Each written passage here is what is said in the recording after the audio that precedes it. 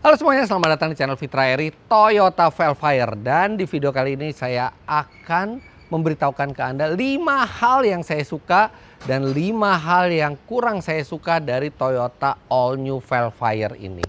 Dan sedikit gambaran, Toyota Velfire ini sudah ada sejak bulan Februari 2024 di rumah keluarga kami. Ini mobil yang saya belikan untuk istri saya jalan kemana-mana menggantikan Alphard yang lama. Dan 6 bulan ini mobil ini belum berjalan banyak ya, baru 2100 km.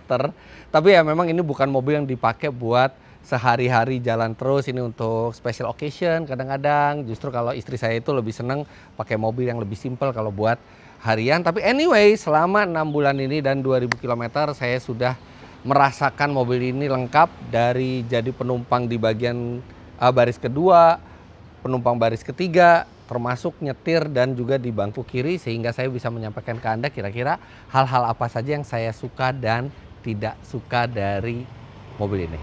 Oke, kita mulai dari yang pertama. Tampilan dari layar multimedianya. Ini mobil bentuk luarnya keren, dalamnya keren, kualitasnya luar biasa. Tapi seakan-akan Toyota itu tidak meng-hire orang untuk mendesain multimedianya. Lihat ini, kalau tampilan home aja kita bingung, nggak ada home di sini. Oke, kita ke depan, car, udah cuman begini aja, di sininya kosong. Kalau driving assist, aduh, ini sederhana sekali untuk sebuah layar yang besar dan ini high definition juga. Sangat tidak proper gitu ya. Energy flow, ya udah cuman begini aja, energy flow. Kalau kita mau pilih lagu juga kayak gini. Fontnya juga biasa aja, tidak mencerminkan seperti di mobil premium. Makanya saya selalu pakai tampilan Apple CarPlay terus, karena ya udahlah ini yang paling mending. Tapi kalau tampilan standarnya sih too simple. Lihat, untuk settings aja di sininya kosong gitu loh. Vehicle customize, kita berharap ada gambar mobilnya gitu. Enggak, cuman begini aja. Di sini nggak ada visualisasi apa-apa gitu, cuman tulisan, terlalu kaku gitu ya. Mungkin di depan ini hanya driver gitu, tapi saya juga sering nyetir mobil ini yang sering ngutak-ngatik juga, dan akan sangat menyenangkan kalau desainnya itu lebih bagus, tidak plain seperti ini. Desainnya agak jomplang gitu dengan desain lainnya, termasuk desain instrumen yang udah bagus. Multimedianya lebih bagus saat mati gitu, jadi wah kalau mati wah keren, begitu nyala kok cuman begini ya. Dan tentu saja salah satu yang saya suka dari mobil ini adalah interiornya. Sekarang saya masuk dulu buat menjelaskan. Kita buka dulu ininya, side shade-nya. Ini adalah interior executive lounge, yang mana ini tidak didapatkan kalau kita membeli Alphard yang harganya sekitar 100 juta rupiah, lebih rendah dibandingkan mobil ini. Tapi interior executive lounge ini sama seperti yang digunakan di Lexus LM.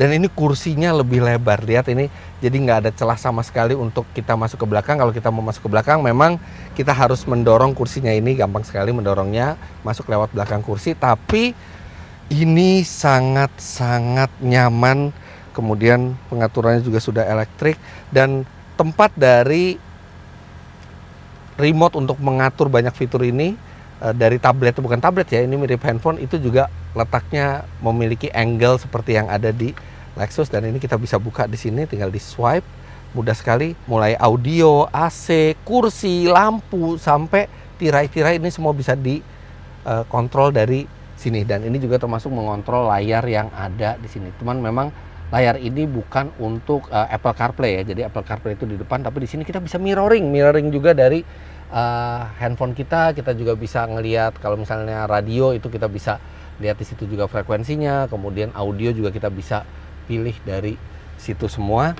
Dan ini adalah kursi yang sangat nyaman. Dan kemudian juga sama seperti di generasi sebelumnya, bangku depan itu bisa kita maju mundurkan sehingga sangat lega. Dan jangan lupa ada leg rest-nya yang jauh lebih memadai dalam menyangga kaki dibandingkan sebelumnya. Wah, ini benar-benar posisi yang sangat-sangat rileks. Sampai sandaran tangannya juga empuk, bikin perjalanan jauh keluar kota itu nggak masalah mau berapa jam sekalipun, ini sangat-sangat nyaman. Nah, interior eksekutif lounge ini juga dilengkapi dengan meja seperti di pesawat. Nah, ini ada di sini. Kalau di kiri cup holders nih, tuh cup holder. Nah, kalau di sini ada meja.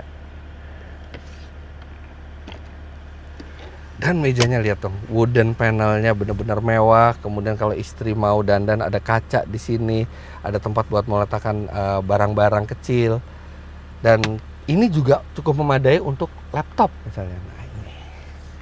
Nah, laptop pun juga bisa lumayan kokoh loh di sini, nggak licin karena dia ada edgingnya ya, ada pinggir-pinggirnya seperti ini. Jadi buat kerja pun juga sangat memadai di dalam mobil ini. Nah, sebelum kita lanjutkan, ini saya mau cerita dikit tentang laptop yang saya pakai ini. Nah, ngomong-ngomong, nggak cuman mobil aja yang harus nyaman, tapi device, terutama laptop yang kita pakai, itu harus menunjang kegiatan kita. Apalagi saya sebagai content creator harus pakai laptop yang beneran cepet dan beneran bisa menunjang aktivitas saya. Nah, laptop yang saya pakai ini adalah HP Envy X360 yang sudah ditenagai prosesor AMD Ryzen 7 8840HS dan graphic cardnya terintegrasi. Dan graphic cardnya nggak main-main, ini adalah Radeon 780M series. Dan AMD sekarang teknologinya udah canggih banget. Dan prosesornya ini sudah terintegrasi dengan chip AI yang mereka klaim ini adalah yang pertama di laptop berbasis Windows. Apalagi sekarang ini AI semakin berkembang dan kedepannya kita bakal banyak berinteraksi dengan AI. Nah, chip AI ini juga membantu mengurangi beban CPU dan GPU saat menjalankan AI, sehingga laptop ini jadi lebih nggak boros baterai dan mengurangi suhu panas yang terjadi di laptop. Jadi proses komputasi AI ini semuanya dilakukan di perangkat laptop, tidak perlu meriskankan data kita untuk dikirim ke server. Contoh canggihnya komputer ini tuh bisa terlihat kalau kita lagi meeting. Saya tinggal aktifin fitur Windows Studio Effects, jadi nggak perlu pusing misalnya kalau ada meeting dadakan bareng klien di tempat ramai, saya bikin backgroundnya itu blur secara cepat, kemudian ada automatic framing dan eye contact correction. Selain itu, kita juga bisa akses fitur yang namanya Windows Copilot. Itu buat kita brainstorming, cari ide, cari inspirasi, atau bisa juga jadi personal assistant kita yang bisa kita akses setiap saat kalau lagi dibutuhkan. Dan kita juga bisa minta bantuan untuk membuat template email, misalnya bikin gambar atau desain hanya dengan memasukkan teks. Nah, karena kecanggihan dari arsitektur Zen 4 dari prosesor AMD Ryzen ini, dari tadi saya bisa dengan mudahnya untuk tetap produktif, nyaman, melakukan semua pekerjaan saya, effortless semuanya dari dalam mobil sambil nggak dicolok charger, tapi performanya tetap stabil. Karena laptop ini juga punya daya tahan baterai yang awet ya. Mungkin salah satunya karena prosesor AI tadi yang membuat pemakaian listrik itu menjadi lebih hemat. Laptop ini juga dilengkapi dengan teknologi variable refresh rate yang dapat berjalan dari 48 sampai 120 Hz. Membuat kualitas visual itu makin optimal dan konsumsi daya menjadi lebih efisien tergantung dari skenario penggunaan kita. Ini kalau lagi sibuk di jalan raya nih kayak sekarang, bukan kayak sekarang ya. Nanti kalau misalnya saya lagi sibuk di jalan raya atau lagi di luar ke kafe misalnya, nggak pernah khawatir buat sering-sering cari colokan. Bisa tetap punya mobilitas tinggi dan tetap beneran bisa produktif dimanapun dan kapanpun. Nggak heran karena semua fitur inovatif terdepan yang ditawarkan oleh AMD ini bukan cuma cepat, tapi juga efisien buat mendukung semua kebutuhan saya. Apalagi sebagai konten kreator yang kadang-kadang saya itu sehari itu bisa 3 kali syuting, 4 kali syuting. Belum juga kerjaan saya sebagai jurnalis, mereview mobil, membuat artikel. Itu perangkat ini benar-benar bisa mengikuti gaya hidup saya yang dinamis dan serba cepat. Ryzen ini benar-benar jadi partner ideal saya buat melakukan produktivitas saya dan bisa diandalkan. Nggak ada lagi kata terlambat atau nge-lag buat saya. Semua aktivitas selesai dengan beneran cepat dan lancar. Ini bikin hidup saya lebih mudah dan bikin saya lebih fokus dan produktif dalam mengejar target kerjaan saya. Dan yang lebih memudahkan lagi, laptop HP Envy X360 ini juga punya desain yang convertible. Bukan atapnya bisa dibuka, tapi convertible itu bisa diubah bentuknya ya. Jadi misalnya saya lagi butuh bekerja seperti tablet gitu ya, saya bisa tinggal lipat seperti ini dan ini langsung jadi tablet. Lengkap dengan gyronya juga, jadi kita mau balik kemana-mana dia akan mengikuti Atau kalau misalnya normal lagi kita ada meja, kita bisa seperti laptop lagi. Kemudian ini stylus pennya, ini juga bener-bener keren, ringan, dan responsif. Kemudian overall ini laptop ringan sekali, beratnya nggak sampai 2 kilo, tepatnya hanya 1,4 kg, bahkan 1,5 kilo juga nggak nyampe. Ketebalannya juga hanya sekitar 16 mm. Kemudian stylus pennya ini juga enteng, dia bisa disecure dengan magnet yang kuat seperti ini, serta dia sangat responsif, dan ini sangat berguna kalau misalnya kita tiba-tiba punya inspirasi, pengen gambar, bikin catatan, ini sangat-sangat mudah. Well, bener-bener semua pekerjaan bisa dilakukan di satu perangkat ini, fleksibel, praktis, dan powerful. HP Envy X360 bertenaga AMD Ryzen ini memang benar-benar all in one. Satu device untuk segala aktivitas saya. Nah, sekarang kita akan lanjutkan lagi ke hal yang kurang begitu saya suka dari Toyota Velfire. Yang saya kurang suka dari mobil ini, terutama pada saat saya menyetir sendiri, adalah driver monitoring sistemnya. Oke, fitur ini hadir untuk keselamatan. Dia bisa mendeteksi kalau kita misalnya meleng seperti ini, kita nggak ngelihat jalan. Mohon perhatikan jalan gitu ya. Tapi kadang-kadang tuh terlalu sensitif gitu, dan sensitivitasnya tuh tidak bisa diatur, tidak bisa dimatikan juga. Dan lihat ini,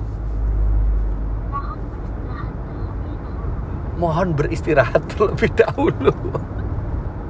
Dan akan lebih bagus kalau misalnya sistem ini bisa direduksi ininya sensitivitasnya, atau bahkan dimatikan, karena toh mobil ini juga punya Toyota Sensing yang dia bisa memperingatkan kalau kita keluar jalur. Ya, fitur ini bagus, cuman kadang-kadang pas saya nyetir sendiri jadi agak-agak annoying aja gitu loh suaranya. Tapi istri saya sendiri suka. Kalau istri saya suka karena dia pakai driver, jadi minimal itu mengingatkan drivernya untuk selalu ngelihat ke depan. Sekarang kita masuk ke hal yang saya suka. Yang paling saya suka dari mobil ini, dari pertama kali melihat itu adalah desain eksteriornya. Desain eksteriornya ini keren menurut saya, berwibawa, sekaligus terlihat modern, terlihat dinamis juga. Makanya kenapa saya pilih Velfire ini dibandingkan Alphard. Alphard bagus, tapi nggak tahu kenapa saya suka sekali dengan desain eksterior dari Velfire ini. Lebih muda, tapi lebih berwibawa juga, sekaligus pas lah desainnya, dari mulai depan, grillnya yang lebih mengotak, kemudian lampu belakangnya juga yang tidak terlalu rame gitu ya, simple. Saya suka desain dari mobil ini.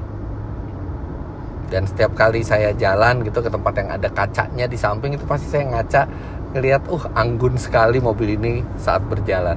Hal yang kurang saya suka berikutnya, sebenarnya ini preferensi pribadi. Udah kabin semewah ini, senyaman ini, saya berharap ada satu lagi tip of the iceberg, yaitu lemari pendingin, dan itu akan sangat ideal diletakkan di sini. Nggak usah gede-gede, tapi minimal untuk minuman kita bisa jaga tetap dingin, tapi nggak ada. Malah ini diberikan oleh Toyota tempat penyimpanan yang juga nggak terlalu berguna ya, karena di sini juga kita bisa menyimpan barang, di sini juga kita bisa menyimpan sesuatu gitu ya. Akan sangat menyenangkan kalau di sini diletakkan tempat atau kompartemen yang dingin. Minimal nggak usah lemari es beneran gitu, minimal disalurkan udara AC ke sini. Itu akan membuat minuman kita jadi tetap dingin dan akan menyenangkan untuk perjalanan jauh. Hal yang saya suka berikutnya dari Toyota Velfire ini adalah konsumsi bahan bakar mesin hybridnya. Biasanya kita kalau pakai MPV yang mewah dan besar seperti ini, ya udahlah, kita harus puas dengan konsumsi bahan bakar 8-9 km per liter.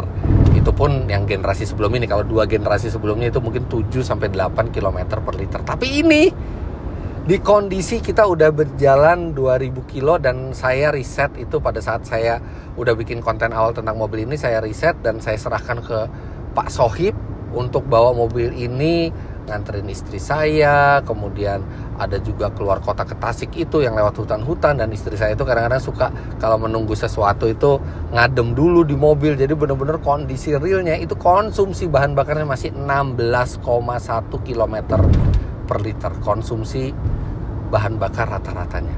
2 kali lipat lebih bagus dibandingkan sebelumnya. Dan tenaganya juga lumayan, 0-100 itu nggak sampai 10 detik ya. Jadi masih kuat tenaganya, tapi konsumsi bahan bakarnya sangat baik. Dan ya ini adalah hybrid Toyota generasi kelima. Dan kita tahu hybridnya Toyota tiap berganti generasi itu mereka punya target harus minimal 10% lebih irit dibandingkan sebelumnya. Jadi ini untuk mobil sebesar ini, mesin sebesar ini 2500 cc sangat irit karena kemampuan regeneratif brakingnya menangkap energi, mengubah energi kinetik dari perlambatan mobil menjadi listrik dan kemudian disimpan di baterai itu sangat efisien prosesnya. Ini salah satu yang terbaik di dunia dari merek-merek lain dalam hal menangkap energi untuk dimasukkan ke baterai, sehingga baterai itu cepat sekali penuhnya, dan ketika baterai itu udah terisi cukup apalagi penuh, itu mesin langsung dimatikan dan kita hanya bergerak dengan listrik. Itu yang bikin mobil ini sangat-sangat hemat walaupun tidak dikendarai dengan terlalu eco-friendly.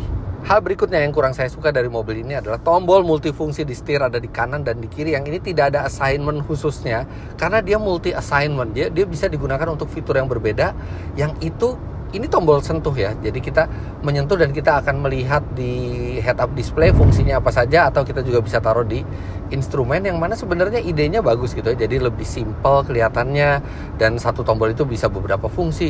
Tapi pengalaman saya menggunakannya tidak user friendly.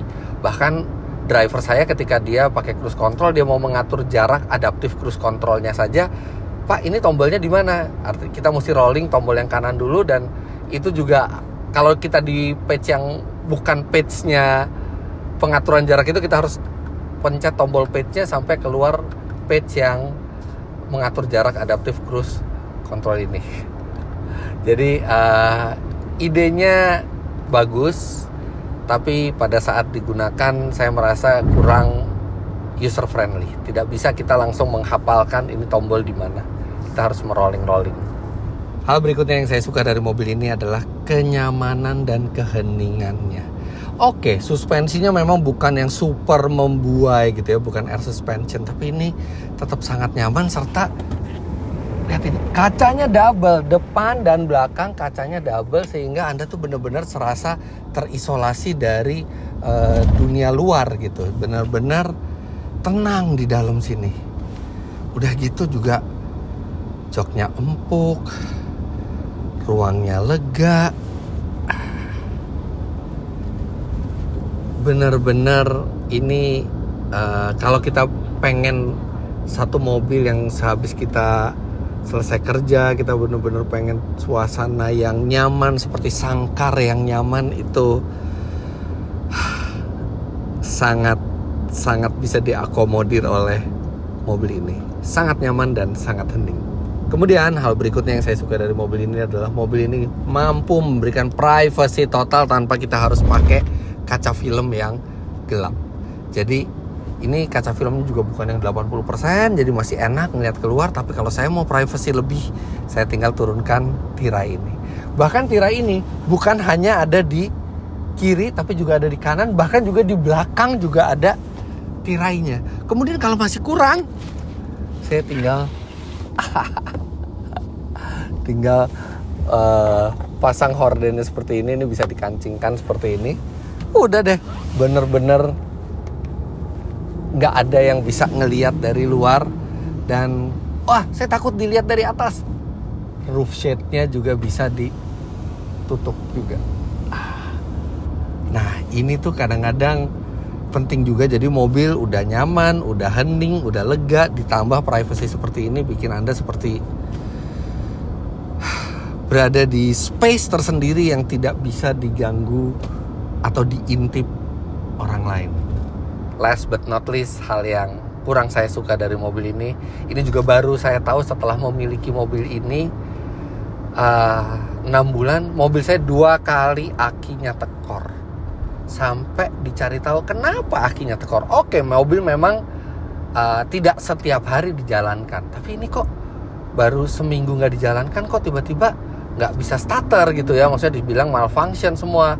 Terus panggil mekanik dari Toyota, ternyata cuma akinya tekor. Ternyata biang keroknya menurut analisa sementara dari mekanik Toyota yang datang itu adalah dashcam yang sudah diberikan sejak awal. Dashcam yang mestinya menjadi bonus untuk kita merekam kejadian semua, tapi pada saat mobil ini mati, dashcam ini masih aktif untuk memantau sekitar, yang mana itu bagus untuk keamanan, tapi membutuhkan listrik.